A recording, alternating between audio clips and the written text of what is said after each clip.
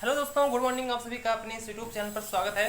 दोस्तों, इस वीडियो में मैग्नेट पढ़ाने वाला हूँ। मैग्नेट का वो सभी इंपॉर्टेंट क्वेश्चन बताऊंगा जो यूपीटीयू और जेईई मेन के लिए इंपॉर्टेंट होगा। ठीक है, मैग्नेट में लूप के ज़्यादा क्वेश्चन आते हैं। ठीक है, आपको चित्र दिया जा सकता है और नहीं भी। ठीक है, तो देर न करते हुए चलिए हम लोग शुरू करते हैं क्वेश्चन नंबर फर्स्ट से। क्वेश्चन नंबर फर्स्ट दिया गया कि a wire of length 2 metre carrying a current of 1 ampere, ठीक है, is bent to form a circle, the magnetic moment of the coil is। इनका कहने का मतलब ये है कि कोई एक वायर है, एक तार है, ठीक है, उस तार को वो क्या कर रहे हैं, बेंड कर रहे हैं एक सर्किल में। ठीक है, इस तार को, इस वायर को एक सर्किल बना दिया जा रहा है, सर्किल के रूप में बना दिया जा रहा है। ठीक है, और जिसमें करंट कितना बह रही है, ठीक है, 1 एम्पियर। तो इसमें भी सेम उतना ही करंट 1 एम्पियर फ्लो होगा। ठीक है, the magnetic moment of the coil, तो इस कॉयल का मैग्नेटिक मोमेंट बताना होगा। ठीक है, तो मैग्नेटिक मोमेंट का फार्मूला होता है M it is equal to N I A. ठीक है, ए क्या होता है, इसका क्षेत्रफल होता है, आई क्या होता है, करंट होता है, एन क्या होता है, नंबर ऑफ कॉयल। कॉयल तो एक ही है। ठीक है, और करंट इसमें 1 एम्पियर बह रहा है। अब ए हमें पता हो जाए तो समझ लीजिए हमें सब मिल गया। ठीक है, और शुरुआत में दिया गया है इसका जो लेंथ है वायर का वो है 2 मीटर, यानी एल का मान है 2 मीटर।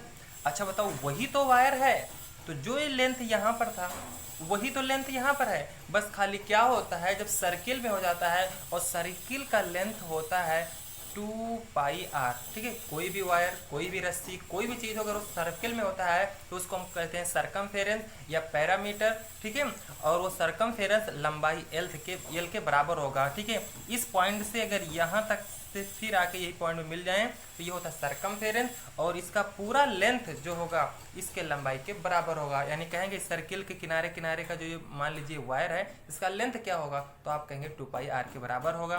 और आर क्या होगा, कहोगे आर इसका रेडियस होगा। ठीक है, तो अगर आर मिल जाएगा तो हम यहाँ पर रख देंगे पाई आर स्क्वायर। ठीक है, आपने कहा कि यल का मान हमको दिया गया है। हाँ, यल का मान दिया गया है, कितना, 2 मीटर दिया गया है। ठीक है, तो हम लिख देखते हैं 2 इट इज इक्वल टू, यहाँ पर हो जाएगा 2 पाई आर, 2 से 2 खत्म, आर की वैल्यू हो जाएगी 1 अपान पाई। ठीक है, अब यहाँ पर हम वैल्यू रख देते हैं। मैग्नेटिक मोमेंट एन का मान 1 है, आई का मान 1 है, और ए का मान जो है वो है पाई आर स्क्वायर। ठीक है, और आर की वैल्यू है 1 अपान पाई। ठीक है, तो 1 इंटू 1 ये हो जाएगा 1 पाई आर के 1 अपान पाई स्क्वायर, पाई से pi cancel, that is 1 upon pi. Answer number B right. चलिए चलते हैं हम लोग सेकंड क्वेश्चन पर।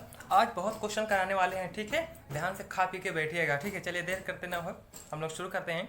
2 circular current carrying coil of radii 3 centimetre and 6 centimetre are each equivalent to a magnetic dipole having equal magnetic moment. अच्छा, magnetic moment आ जाए, कुछ भी सब भूल जाइएगा, सिर्फ मैग्नेटिक मोमेंट आप याद रख लीजिए। मैग्नेटिक मोमेंट यानी चुंबकीय आघूर्ण आपसे पूछ रहा है, हिंदी वाले समझ लीजिएगा। ठीक है, the current through the coil are in the ratio. अच्छा, मतलब एक कॉयल है जिसका रेडियस है 3 सेंटीमीटर, ठीक है, और दूसरे का 6 सेंटीमीटर। ठीक है, तो करंट दोनों में अलग अलग होगी।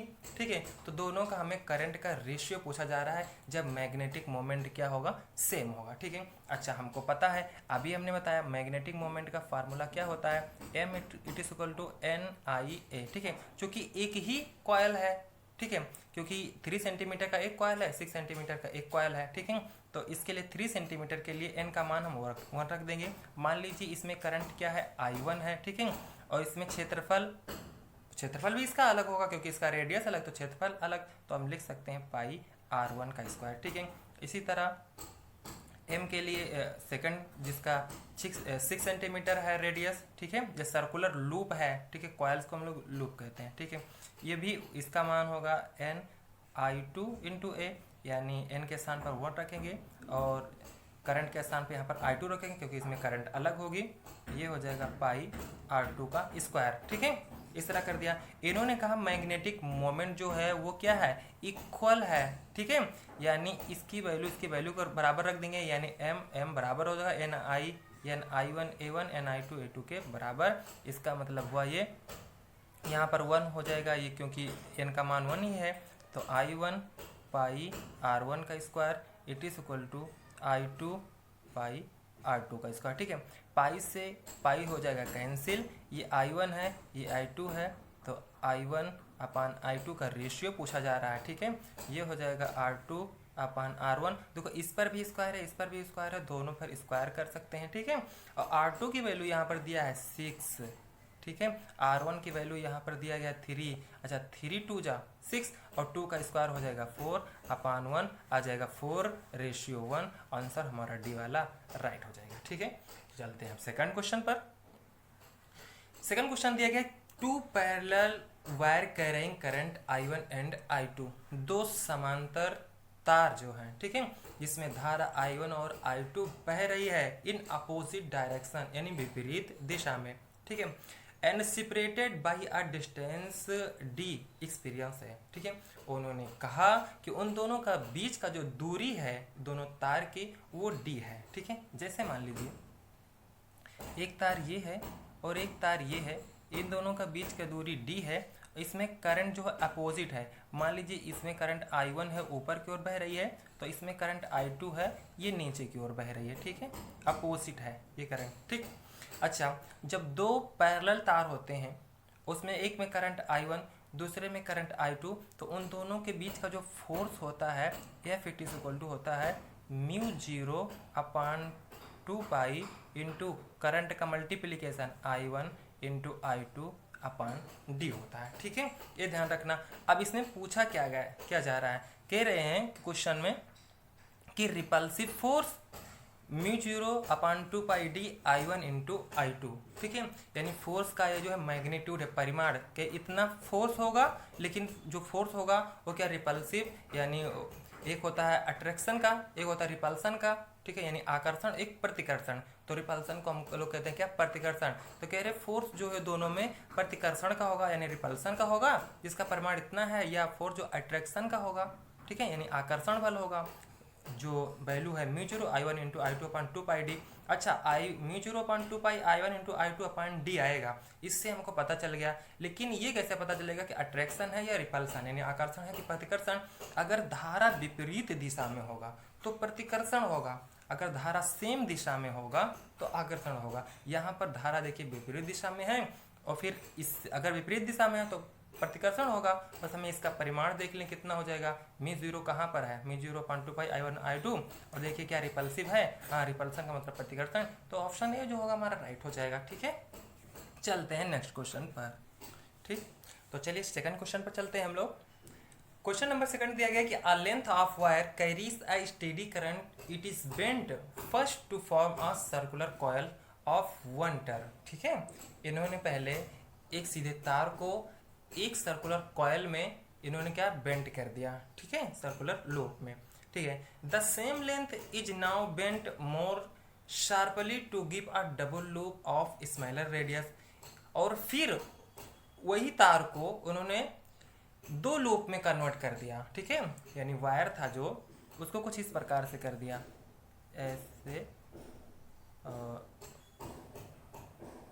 ऐसे मतलब दो लूप बना दिया उसी का। ठीक है, दो लूप बना दिया, जैसे लूप ऐसे बनता नहीं है ऐसे। ठीक है, वो दो लूप बना दिया। ठीक है, जैसे छोटा छोटा लूप बन जाएगा। ठीक है, दो लूप बना दिया ऑफ स्मॉलर रेडियस, तो इन दोनों का रेडियस जो होगा वो सेम होगा, लूप सेम होगा, स्मॉलर रेडियस।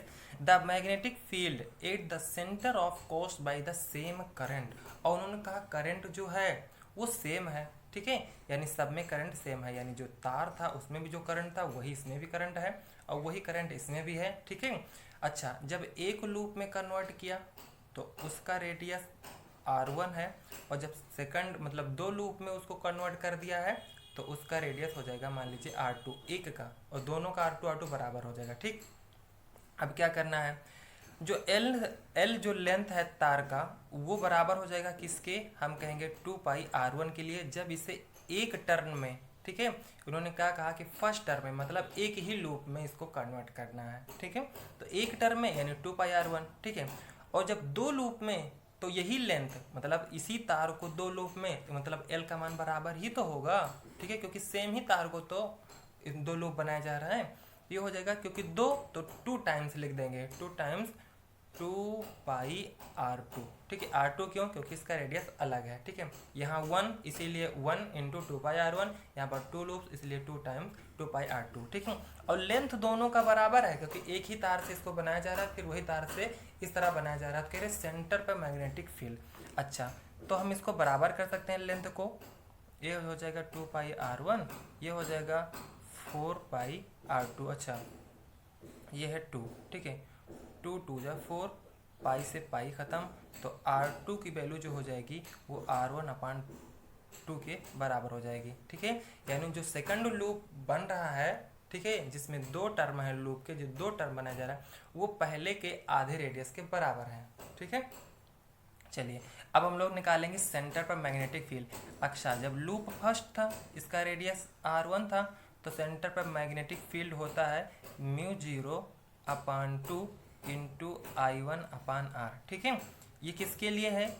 जब एक लूप बनाया गया, तो जब 2 लूप बनाया जाएगा तो उसका भाई मैग्नेटिक फील्ड अलग हो जाएगा। मान लीजिए इसका B1 है तो इसका B2 हो जाएगा, ठीक है। तो μ0/2 पाई, और ये हो जाएगा I/, ये हो जाएगा R2। यहाँ पर क्या है? R1, यहाँ पर R2। अच्छा, R2 की वैल्यू क्या है? R1/2, यहाँ पर रख देंगे हम। ये हो जाएगा μ0/2 पाई, ये है R, और इसके स्थान पर रखेंगे, यहाँ पर हो जाएगा R1, 2 हो जाएगा ऊपर, 2 को हम आगे लिख सकते हैं, ठीक है। ओ सॉरी, यहाँ पर R1, क्योंकि R2 के स्थान पर क्या रखेंगे? R1/2, और 2 ऊपर चला जाएगा तो इंटू में हमने लिख लिया। अच्छा, ये पूरी वैल्यू आप देखेंगे, यहाँ पर R1 है, देखिए B1 के बराबर है, तो हम लिख सकते हैं B2 = 2 टाइम्स B1, ठीक है। यानी मैग्नेटिक फील्ड जो दूसरे कॉइल की आएगी वो पहले कॉइल का 2 गुना है। यहाँ पर कौन सा ऑप्शन सही है? Half of it is first value. क्या फर्स्ट वैल्यू के हाफ है? नहीं, फर्स्ट वैल्यू के 2 गुना है। कह रहे quarter of it is first value, कह रहे हैं कि फर्स्ट वैल्यू का 1/4 है, तो ये भी गलत है। फिर कह रहे हैं 4 times it is first value, नहीं 2 टाइम्स है फर्स्ट वैल्यू का। कह रहे हैं same as the first value, same value के फर्स्ट है, तो नहीं, क्या बोला जा रहा है? Half of it is first value. अच्छा, फर्स्ट वैल्यू की half, 4 times half of it is first value, first value का हाफ भी नहीं है, गलत तो नहीं हो गया? Quarter of it is first value, 4 times is first value, same as the first value. First value के सेम भी नहीं है और क्वार्टर भी नहीं है, तो समझ लो ये 2 टाइम्स होगा, ठीक। ये 2 टाइम्स है। अगर मान लीजिए ये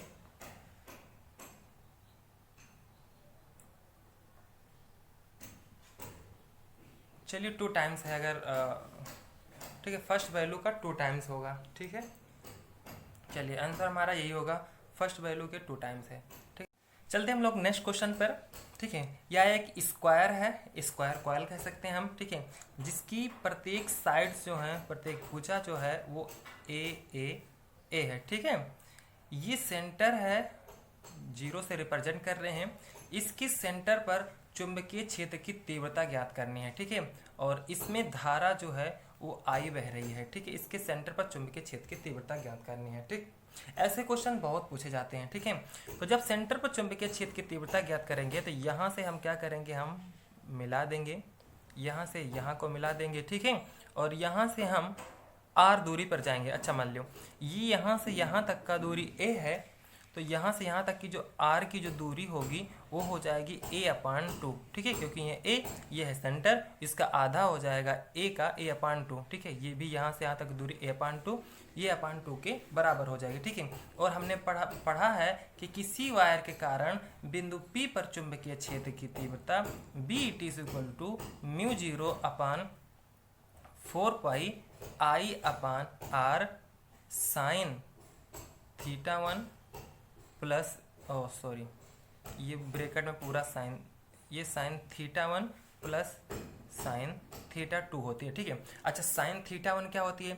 थीटा ये वैल्यू होती है, थीटा ये वैल्यू होती है, ठीक है। एक थीटा 1 होती है, दूसरी थीटा 2। अच्छा, ये एंगल कहाँ से मिलेगा, ठीक है, क्योंकि स्क्वायर है तो स्क्वायर का प्रत्येक एंगल जो होता है ये 90 डिग्री होता है। अगर ये 90 डिग्री और इसके बीचों बीच से यानी एंगल को बाइसेक्ट कर रहा है तो ये एंगल 40 डिग्री। अच्छा, ये लंबवत है, ये 90 डिग्री, तो ये भी एंगल जो हो जाएगा वो 45 डिग्री, तो ये भी एंगल 45 डिग्री, ठीक है।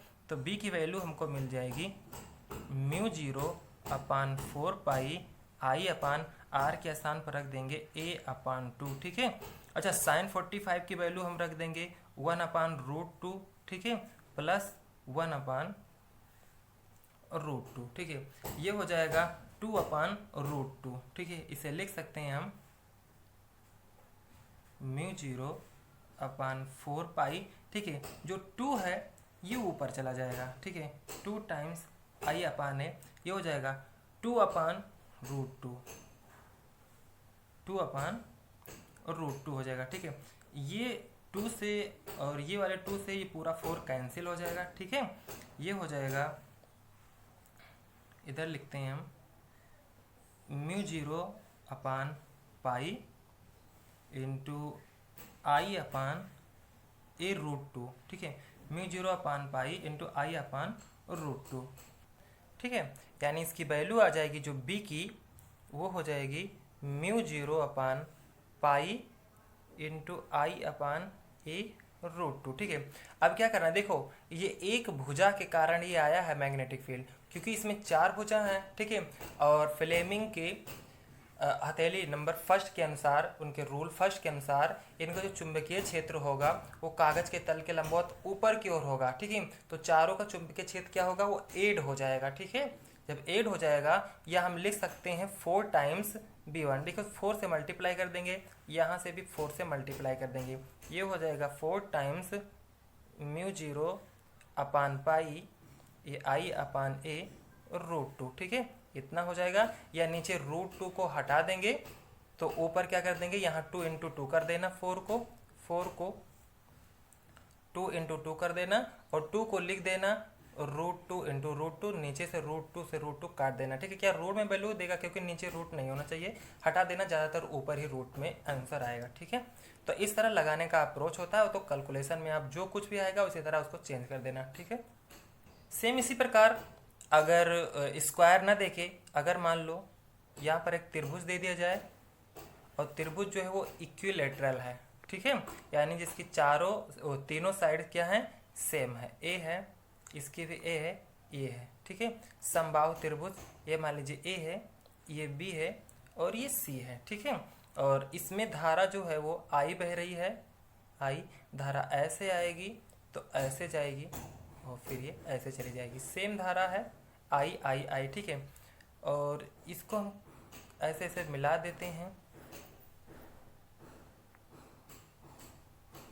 ठीक है, इसके लंबवत, ठीक है। यहाँ पर पॉइंट 0 मिलेगा, तो इस पॉइंट 0 पर हमें चुंबकीय क्षेत्र की तीव्रता ज्ञात करनी है, ठीक है।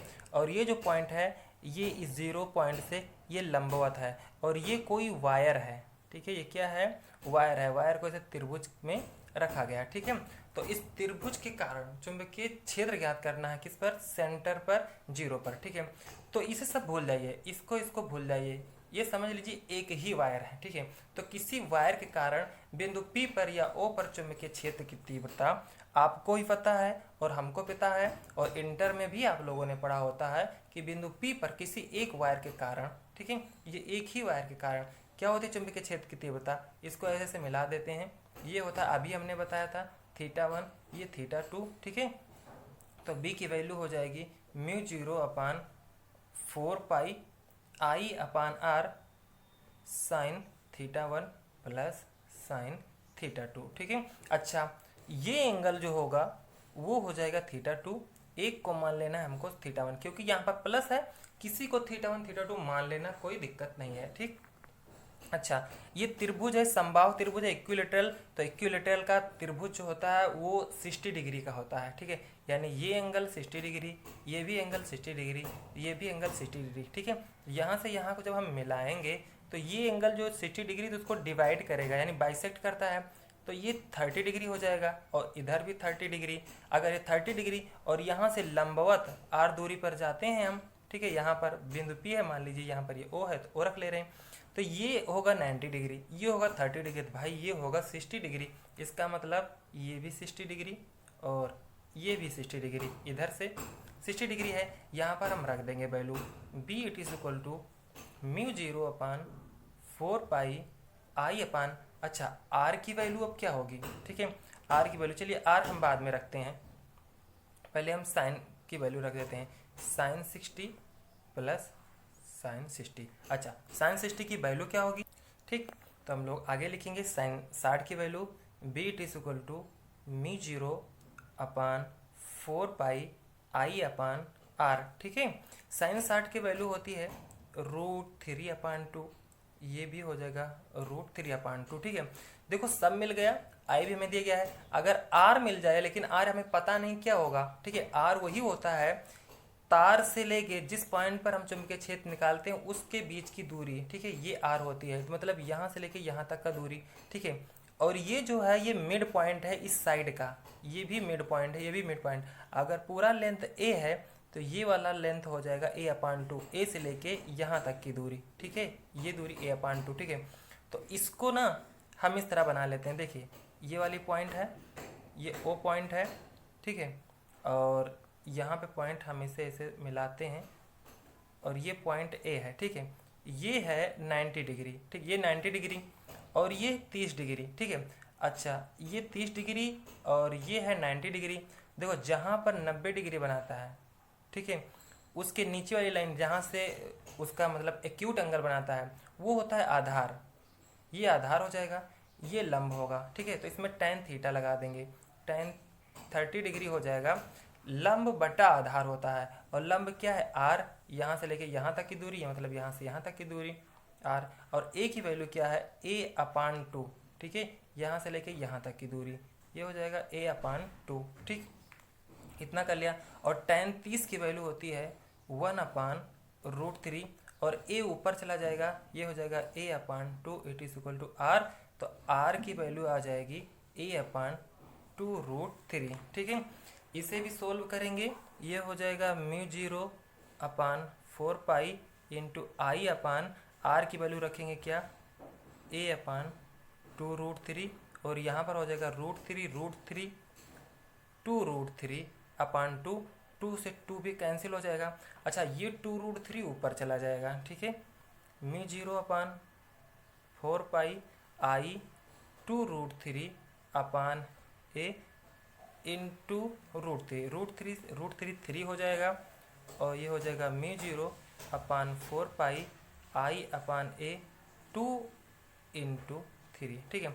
2 से 2 कट भी कर सकते हैं, ये हो जाएगा μ0 upon 2 pi I upon a into 3, ठीक है। चूँकि इसमें 3 लेंथ है और प्रत्येक लेंथ के कारण इतना होगा, तो 3 लेंथ है, अब इसे में हम 3 से मल्टीप्लाई कर देंगे, ठीक है। तो ये हो जाएगा 3 times μ0 upon 2 pi I upon a into 3, ठीक है, ये हो जाएगा हमारा आंसर। चलिए एक अदर क्वेश्चन पर हम लोग चलते हैं। क्वेश्चन दिया गया कि संलग्न चित्र में प्रदर्शित मोड़े तार में I एम्पेयर की धारा है, केंद्र O पर चुंबकीय क्षेत्र का मान व दिशा होगी, ठीक है। यहाँ पर 3 चित्र दिया गया है, ठीक है, ये अलग अलग चित्र अलग अलग क्वेश्चन में दिया जा सकता है, लेकिन यहाँ पर हमने तीनों को एक साथ रख दिया। अगर ऐसा ना दिया जाएगा तो ऐसा दिया जाएगा, और ऐसा नहीं दिया जाएगा तो कुछ इस प्रकार, और इसके अलावा भी 2 चित्र और भी बनाए हैं, ठीक है। चलिए पहले इनको सोल्व करते हैं। यहाँ पर दिया गया कि ये कोई वायर है, ए से लेके बी तक कोई वायर है, ठीक है, डॉट डॉट करके हमने मिला दिया है, ठीक है। वायर सिर्फ ए से लेके बी में है, ठीक है, और ये आर इसकी त्रिज्या है, और यहाँ केंद्र से ये एंगल बना रहा है 60 डिग्री, ठीक है।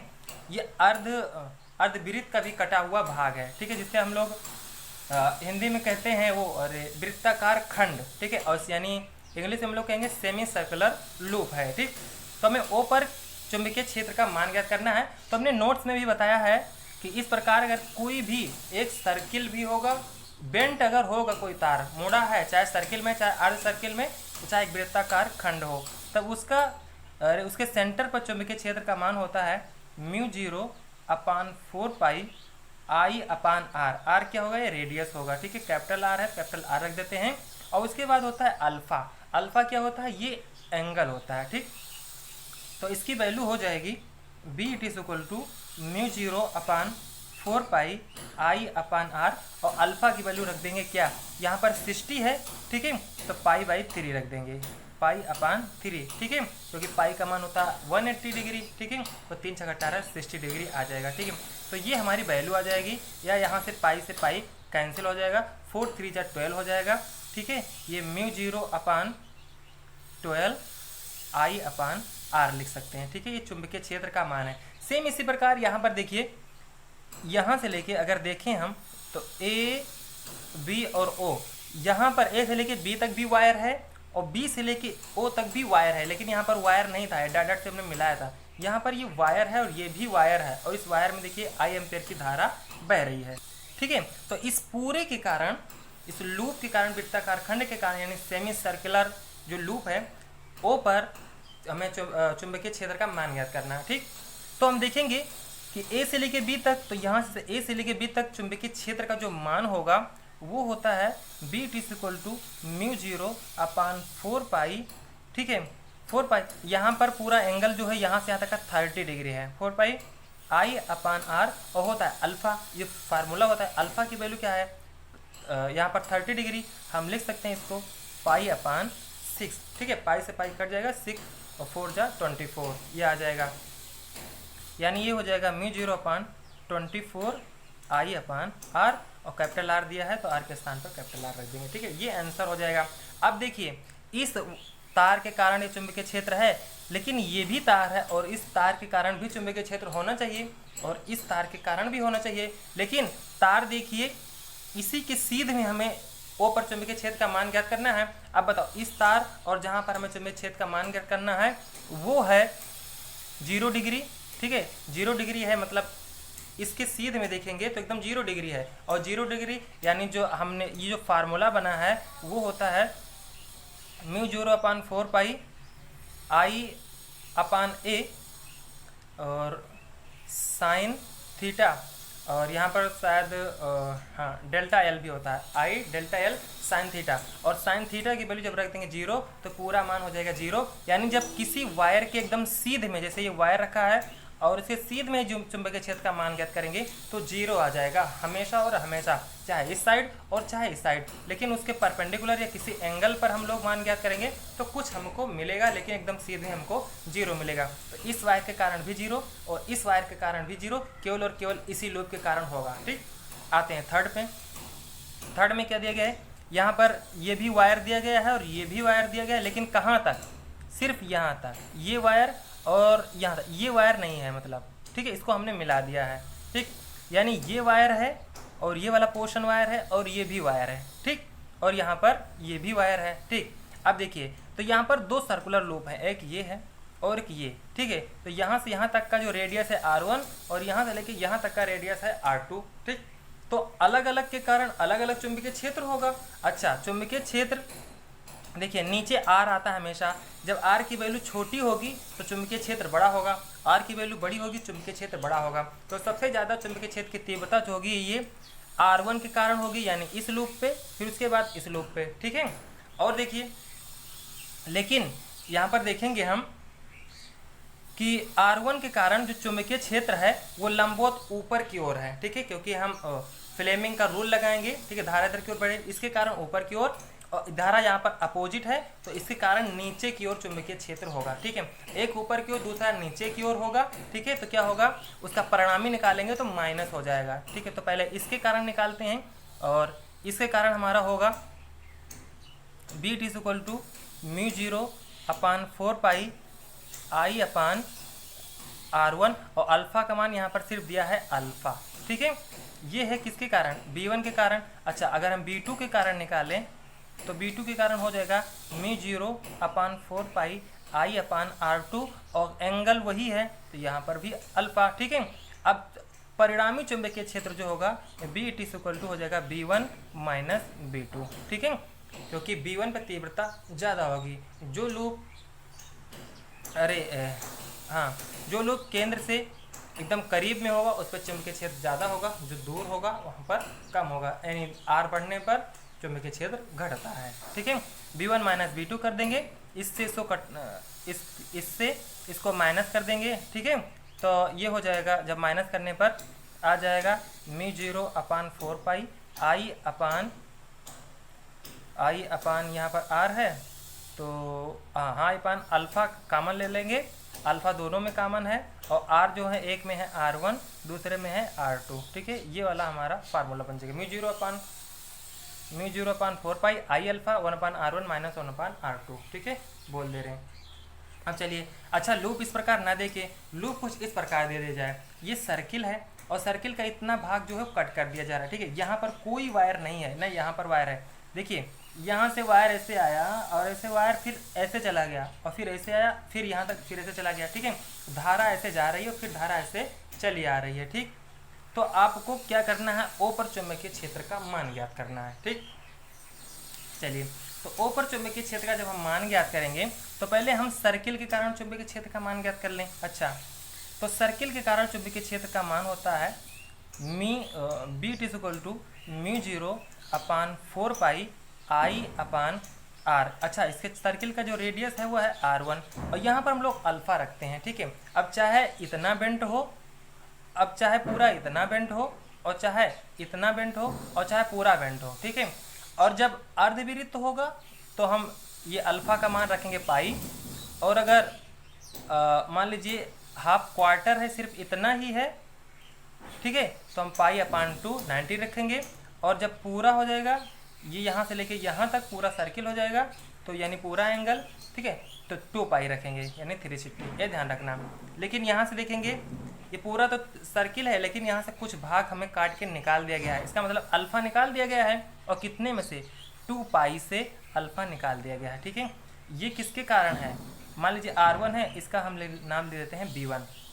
अब इस लूप के कारण आपको पता ही चल गया होगा, क्योंकि यही लूप है और ये ऐसे एक वायर, 2 वायर आया है, और उसके सेंटर पर यहाँ पे चुंबकीय क्षेत्र का मान क्या करना है, और ये हमें एंगल दिया गया है और धारा सेम आई है, तो B2 हम मान लेते हैं, B2 μ0 अपान 4 पाई आई अपान, ये है यहाँ से यहाँ तक का रेडियस, जो दूरी है वो है R2, और अल्फ़ा यहाँ पर दिया है, इसकी वैल्यू लगे अल्फ़ा। ठीक है, क्योंकि धारा दोनों में सेम है, और दोनों में जब धारा सेम है तो चुंबकीय क्षेत्र जो है वो एक ही दिशा में है। ठीक है, वो भी कागज के तल के लंबवत नीचे की ओर है। अब दोनों लोग एक मतलब दोनों में धारा की दिशा नीचे की ओर है, तो दोनों में धारा जो होगी वो जुड़ जाएगी। ठीक है, B=B1 प्लस B2। ठीक है, B1 प्लस B2, B1 को ऐड कर लेंगे, μ0 upon 4 pi I upon R 2 pi minus alpha plus, इसको लिख देंगे μ0 upon 4 pi I upon R2, यहाँ पर R1 अल्फ़ा। ठीक है, आई और μ0 अपान 4 पाई आई μ0 अपान 4 पाई कामन ले लेंगे, इसको सोल्व कर लेना। ठीक है, B की वैल्यू निकल आएगी। ठीक, तो मेन होता है कंसेप्ट। ठीक है, तो आइए कुछ और भी देखते हैं।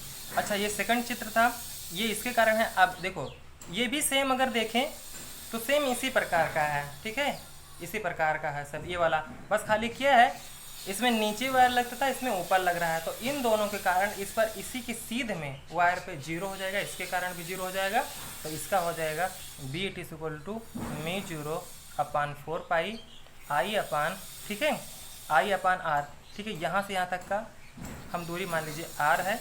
ठीक है, और अल्फ़ा की वैल्यू हो जाएगी पाई अपान 3। ठीक है, पाई अपान 3 यानी 60 डिग्री चुंबकीय क्षेत्र की तीव्रता हो जाएगी। ठीक, अगर मान लीजिए ऐसा ना दे करके अगर कुछ इस प्रकार दे दें, ठीक है, ये एक अर्ध सर्किल है, ये सेंटर है, मान लीजिए O है, यहाँ से यहाँ का रेडियस ये है R1। ठीक है, और यहाँ से एक वायर जुड़ा है इधर को, और एक वायर जुड़ा है इधर को। ठीक है, इसमें धारा ऐसे आ रही है, ऐसे जा रही है, फिर ऐसे। ठीक है, फिर यहाँ से एक और सर्किल, अर्ध सर्किल जुड़ गया ऐसे। ठीक है, ये सेंटर है, और यहाँ से इसका जो रेडियस है वो है R2। ठीक है, कहेगा O पर इन्हीं दोनों वायर के कारण चुंबकीय क्षेत्र का मान ज्ञात कीजिए। ठीक है, चुंबकीय क्षेत्र का मान ज्ञात कीजिए। इस चित्र के कारण ऐसा भी बोल सकता है। ठीक है, ए पर चुंबकीय क्षेत्र यानी मैग्नेटिक फील्ड की इंटेंसिटी ज्ञात करना है आपको। तो चलिए, हमको पता है कि कोई भी सर्किल हो, चाहे इतना बेंट हो और चाहे इतना बेंट हो और चाहे पूरा सर्किल हो भी बन जाए, तो हमारा एक ही फार्मूला होता है B T is equal to mu zero upon 4 pi I upon R. R क्या होता है? दूरी होती है, ठीक है, यानी चल अगर बेंट होगा तो वहाँ पर रेडियस ही होगा, ठीक है, आर दूरी हो जाएगी और अल्फ़ा हो जाता है। अल्फ़ा जो होता है सेंटर से मिलाने वाला वो एंगल, ठीक है, सेंटर पे मिलाने वाला वो एंगल, ठीक है, सेंटर पे मिलाने वाला इसका पूरा एंगल 360। अच्छा, तो ये भाई देखो एक अर्ध सर्किल है, ठीक है, तो अर्ध सर्किल पे ये 2 पाई का सिर्फ पाई का एंगल बनाएगा, ठीक है, क्योंकि यहाँ से लेके यहाँ तक का पूरा एंगल जो होगा वो होगा पाई, ठीक है। अल्फ़ा के स्थान पे हम लोग रख देंगे पाई, तो हम लेंगे B1 it is equal to mu zero upon 4 pi I upon R1, ये हो जाएगा पाई, ठीक है। अगर B2 की बात करें तो B2 it is equal to हो जाएगा mu zero upon 4 pi I upon R2।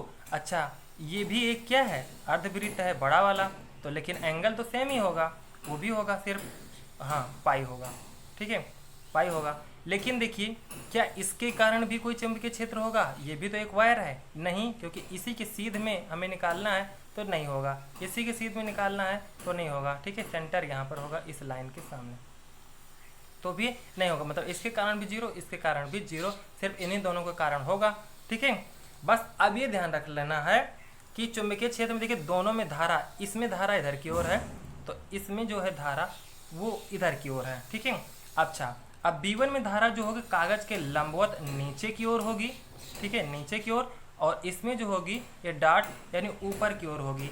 जब एक में नीचे की ओर दूसरे में ऊपर की ओर होती है तो वो क्या होता है? माइनस हो जाएगा, ठीक है, तो माइनस हो जाएगा B T equal to B1 minus B2, ठीक है। ये हो जाएगा mu zero upon 4 pi I upon R1 into pi minus mu zero upon 4 pi I upon R2 pi, ठीक है। अब क्या कर देंगे?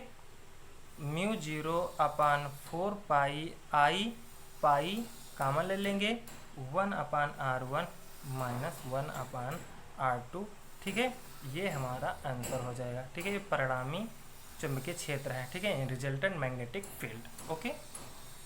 अच्छा, और अगर चित्र इस प्रकार ना देके कुछ इस प्रकार दे दिया जाए, इस प्रकार, ठीक है, और यहाँ से इस प्रकार दे दिया जाए, ठीक है, और इसमें जो है धारा आई बह रही है, ठीक है, धारा आई ऐसे ऐसे जाएगी, धारा आई फिर धारा आई, ठीक है। हमें कहाँ ज्ञात करना है? सेंटर ओ पर चुंबकीय क्षेत्र, यहाँ से यहाँ तक का R1 दिया जाएगा, यहाँ से यहाँ तक का ये R2 दे दिया जाएगा, ठीक, ठीक है। अब ओ पर हम लोग चुंबकीय क्षेत्र का मान यानी मैग्नेटिक फील्ड का मान ज्ञात करेंगे, ठीक है।